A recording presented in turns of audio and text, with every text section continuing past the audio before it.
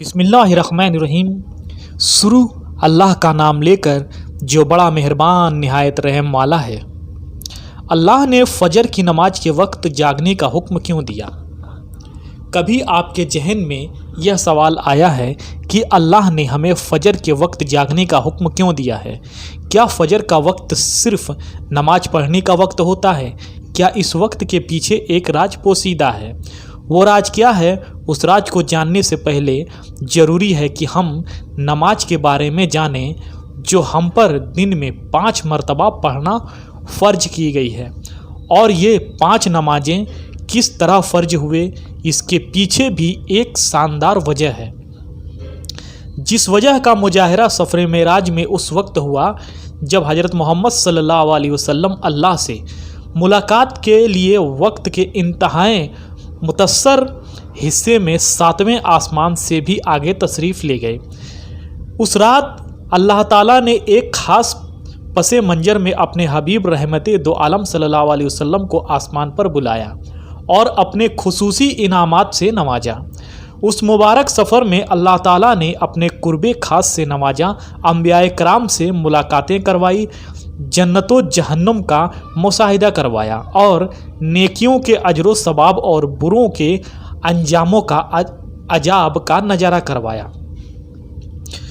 उस अजीम सफ़र में बहुत से इनामात से नवाजा गया, जिनमें एक ख़ास इनाम उम्मत के लिए नमाज का तोहफ़ा भी है और क़यामत तक के लिए इंसानों को अपने माबूद और खालिक से करीब तर करने का अजीम तोहफ़ा और इबादत यानी नमाज उसी सफ़र में अता की गई।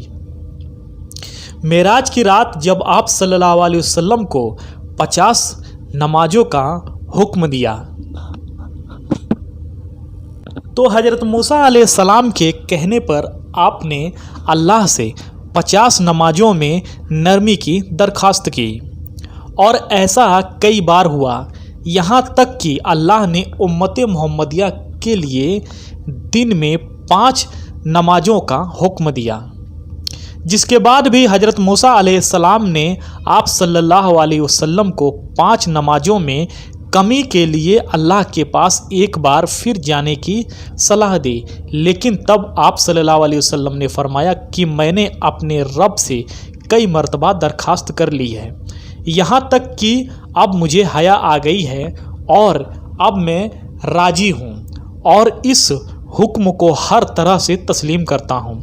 हर नमाज पढ़ना ज़रूरी है और यकीनन आपके लिए भी नमाजों में सबसे ज़्यादा मुश्किल नमाज फ़जर की नमाज होगी, जिसमें नींद का गलबा इतना होता है कि एक इंसान मुश्किल से उठ पाता है।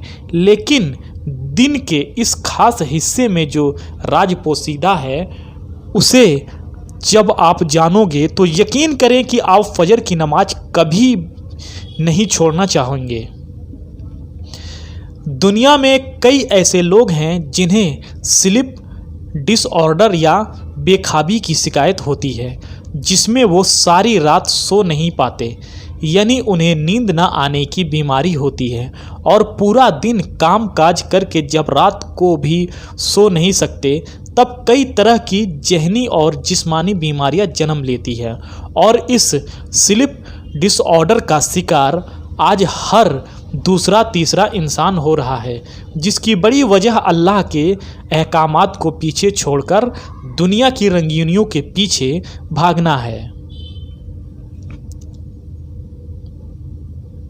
सारी रात जागने के बाद फजर के करीब कुछ देर नींद आ जाती है, लेकिन वो नींद जिस्म को पूरा सुकून नहीं करती है, जिसकी वजह से अक्सर लोग जागते जागते और हर किस्म की दवाइयों के इस्तेमाल के बावजूद जब सो नहीं पाते तो वो अल्लाह से ये सवाल ज़रूर करते होंगे कि ए अल्लाह, मुझे नींद क्यों नहीं आती?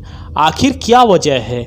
बहुत कम लोग होते हैं जो इस कैफियत में अपने अंदर पैदा होने वाली उस आवाज़ को सुन पाते हैं, जिसमें उनसे कहा जाता है कि बिस्तर से निकलो, नमाज पढ़ो, अल्लाह का जिक्र करो। और यकीन करें, जो लोग इस आवाज़ को सुन पाते हैं और इस पर अमल करते हैं, उन्हें ताहयात कभी भी स्लीप ऑर्डर की शिकायत नहीं होगी।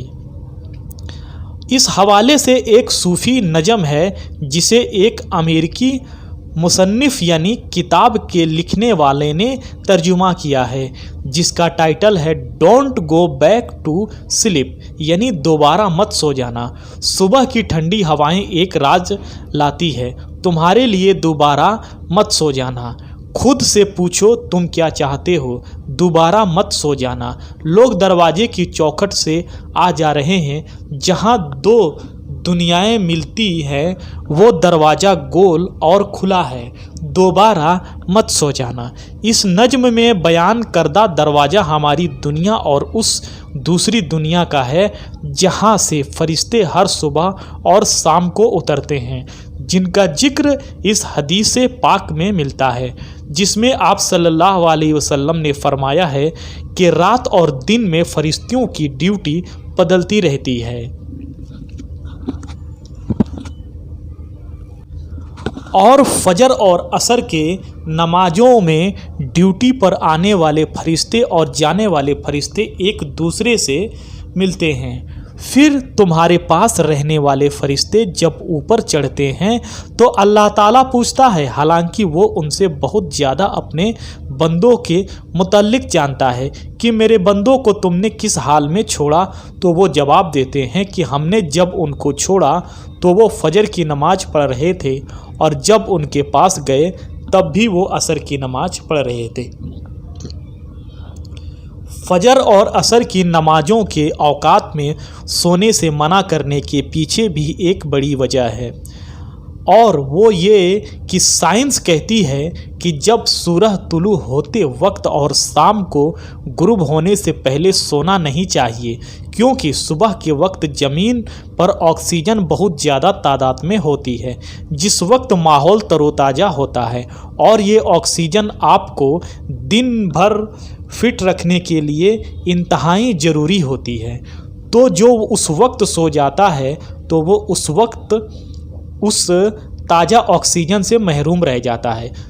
جیسے کہ کہنے کا مقصد یہ ہے، تو جو اس وقت سو جاتا ہے تو وہ اس تازہ آکسیجن سے محروم رہ جاتا ہے، یعنی فجر کے وقت جو سو جاتا ہے وہ اس آکسیجن سے محروم رہ جاتا ہے، اور عصر کے وقت زمین پر آکسیجن کی کمی ہوتی ہے، تو اگر کوئی سو جاتا ہے تو اس کو آکسیجن کی کم ماترا ہی مل پاتی ہے، جس کی وجہ سے جب وہ جاگتا ہے تو اس کے سر میں درد اور طبیعت بوجھل ہو جاتی ہے۔ اور یہ بڑی وجہ ہے کہ دین اسلام میں ان دونوں اوقات میں سونے سے منع فرمایا گیا ہے۔ رسول کریم صلی اللہ علیہ وسلم نے فرمایا، طلوع شمس سے پہلے اور غروب شمس سے پہلے نماز ادا کرنے والا جہنم میں ہرگز داخل نہیں ہوگا۔ نماز فجر کے بارے میں ایسے بے شمار فضائل اور بھی ہیں جن کو ہم نہیں جان سکتے ہیں۔ اگر انسان ان کو جان لے تو کبھی کوتاہی نہ کرے۔ رسول کریم صلی اللہ علیہ وسلم کا فرمان ہے، اگر وہ لوگ عشاء اور فجر کی فضیلت کے بارے میں جان لیں تو وہ ضرور ان نمازوں میں حاضر ہوتے، چاہیں ان کو خود کو گھسیٹتے ہوئے ہی آنا پڑے۔ اب آپ خود اندازہ کیجئے کہ ایک طرف ان دونوں نمازوں کی اتنی فضیلتوں اہمیت ہے، اور دوسری طرف ان کی ادائیگی میں کتنی سستی اور لاپرواہی برتی جاتی ہے۔ اللہ تعالی ہم سب کو 5 وقت نماز پڑھنے کی توفیق عطا فرمائے، آمین۔ دوستوں، تو یہ تھی آج کی ویڈیو۔ دوستوں، آپ کو سمجھ میں آ گیا ہوگا تو کمنٹ میں آمین ضرور لکھیے گا۔ تو ملتے ہیں اگلی ویڈیو میں۔ مولا تعالیٰ سے دعا ہے کہ مولا تعالیٰ ہمیں کہنے اور سننے سے زیادہ اس بات پر عمل کرنے کی توفیق عطا فرمائے، آمین ثم آمین۔ لا الہ الا اللہ محمد رسول اللہ صلی اللہ تعالیٰ علیہ وسلم۔